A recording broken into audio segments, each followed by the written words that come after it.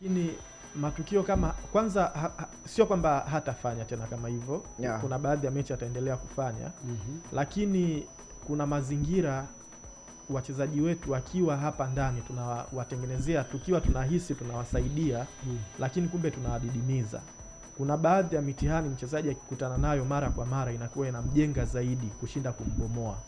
Kwa kwenye ligi yetu hivi vitu angekuwa wachezaji wanakutana navyo mara kwa mara vingekuwa vishawafunza kwamba sitaki kucheza rafu ambazo hazina msingi.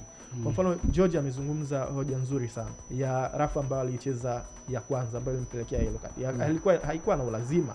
Kwa hiyo mchezaji ambaye unajua hatari ya yellow card, tena wewe ni kiungo mzuiaji ambaye unakutana na mitihani mara kwa mara, huwezi kucheza rafu ambayo haina msingi. Kagoma amecheza hiyo ya kwanza kwa Yasin ambayo imempa yellow card. Yeah. Katika mazingira yale rudi kwenye ligi yetu. Jana sikapewa yellow card 2. Mimi nina uhakika kwa zaidi ya 70% asingepewa yellow card hata moja kwenye ligi yetu. Marefari wa ndani wangemwacha hivi. Sasa matokeo yake wao wakiwa wanahisi huyo mchezaji wanamsaidia, kumbe wanambomoa kwa ajili yeye anakuwa anaona ni sawa kuendelea kufanya vitu kama hivyo. Sasa inatokea siku anakuja kuvifanya kwenye hatua muhimu, inakuja inaikosti team kama ilivyotokea jana. Lakini huyu mchezaji toka kwenye ligi angekuwa anakumbushwa hivi vitu havifai kufanyika, tayari kwenye akili yake ingekuwa anajua kwamba mimi sitaki kucheza marafu ambayo hayana msingi mara kwa mara. Jana ameenda kucheza ya kwanza ambayo imempa yellow card, rafu ambayo haina msingi. Matokeo yake ameenda kucheza ya pili, tayari mchezaji anajikuta nje. Kwa hiyo kwenye ligi yetu ya ndani wachezaji wanaandaliwa ndani. Ndio. Hatutakiwi kufanya vitu tukiwa tunahisi tunawasaidia kumbe tunawabomoa. Wanapokosea wahukumiwe. Saa nyingine mitihani ndio ambayo inamjenga mwanadamu. Kwa hiyo ligi yetu ya ndani mimi naamini ndio msingi. Mimi naamini kwa zaidi ya 70% kila alichokifanya jana Kagoma akatoka nje kwenye ligi yetu angeweza kufanya vile na bado angebaki uwanjani na hata yellow card moja asipate. Mimi nafikiri hapo ni umakini wa muamuzi. Kwa mimi yale matukio mawili ya Kagoma nilivyoangalia, zile rafu mchukue hata kiungo wa ulinzi, hata unamtegemea wewe hata barani Ulaya anafanya. Yaani anazifanya. Baada hapo inabaki muamuzi anatafsiri vipi. Kwa hapa pengine Nasir hapa ongelee issue sasa apeleke kwa waamuzi, sio tena kwa mchezaji, kwa sababu ile ya kwanza mchezaji yoyote yule ambaye yani unaweza ukafanya. Ndio maana mi kwa kadi mbili za Kagoma nawapa credit wachezaji wote wawili wa Berkane. Wamemlazimisha afanye zile foul.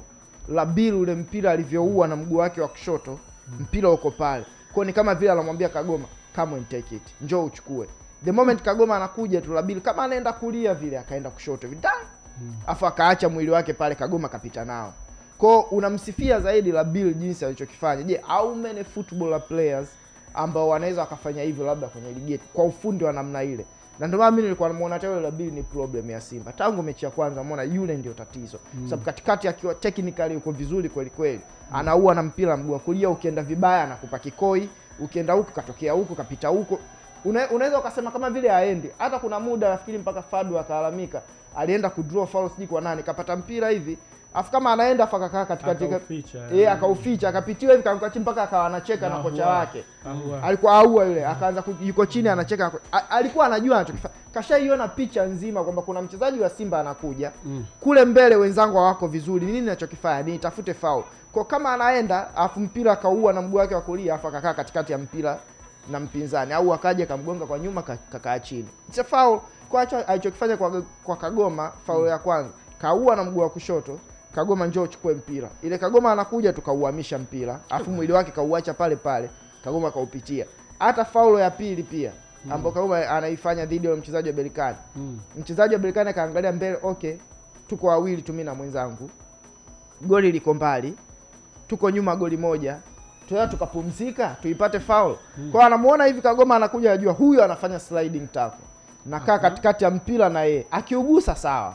Akiukosa it's a foul, tunapumzika. Kwa hata yeye si ajabu hakufikiria kumtafutia Kagoma kadi ya njano, bali alikuwa anatafuta foul ya wao kupumzika. Na kwa bahati mbaya sasa Kagoma tayari alikuwa na yellow. Na ile kwa muktadha wa pale maana yake umezuia possible counter attack. Kwa it's a yellow ya pili. Kwa hiyo nafikiri hili somo analosema Nasir liende kwa waamuzi. Kwa sababu Kagoma ama mchezaji yote wa kiungo wa ulinzi utafanya faulo za namna ile ukikutana na mpinzani ambaye ni mtundu akiwa na mpira mguuni. Bana Ustadh Salehe Msabila unaandika hapa, unasema kilichowakuta Simba kiufundi ni kuwa forward line yao ni butu. Moja, watafute washambuliaji wafungaji, sio wakimbiaji.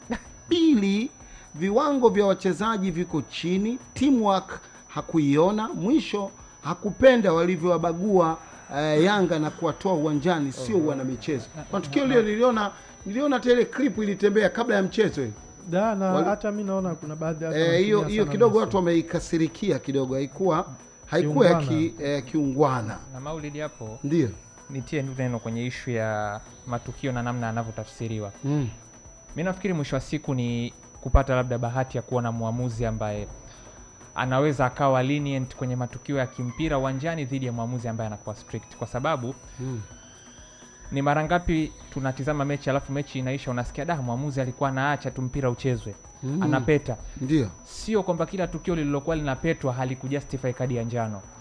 Lakini wakati mwingine muamuzi kutoa kadi ya njano au kutokutoa kadi ya njano pia inatokana na nature ya muamuzi mwenyewe. Unajua kuna waamuzi tukio la kwanza tu tayari ni njano hata kama ni dakika ya pili ya mchezo. Lakini kuna muamuzi anaweza akakuachia tukio la kwanza, la pili, la tatu na akaja kukupa kadi ya kwanza ya njano. Labda unakuja kukuta labda kadi imekuja kutoka labda dakika ya 70 au ya 60 ndio mchezaji wa kwanza kwenye mechi. Ile la Kagoma la pili ile hakuna kuacha. Ile ni bookable offense. Ile ni bookable offense. Ndio maana anasema mwisho wa siku yapo baadhi ya matukio mengi yanatokea ambayo kuna muamuzi anaweka njano unaona ni sawa, na kuna muamuzi hakupi njano unaona pia ni sawa. Yaani unaona kabisa ili tukio hii njano imetolewa unaona ni sawa.